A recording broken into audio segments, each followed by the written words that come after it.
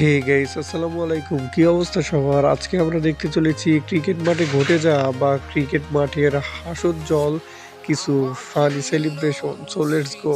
কুরানের দুর্দান্ত bowling, batting পাঠালো deep square লেগে, কিন্তু ছক্কা হলো না। বল গেল হাতের মধ্যে।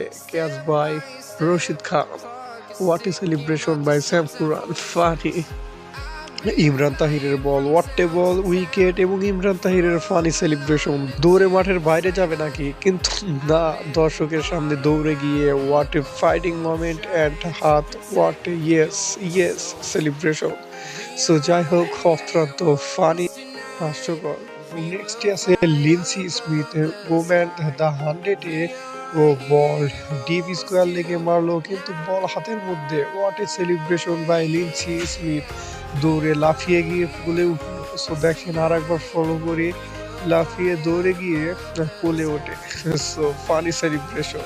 তো এবারেতে আমরা দেখবো বাংলাদেশি লেডিদের সেলিব্রেশন। দেখেন, ফাহিমা আক্তার না কি নাম, সঠিক আমি বলতে পারি না।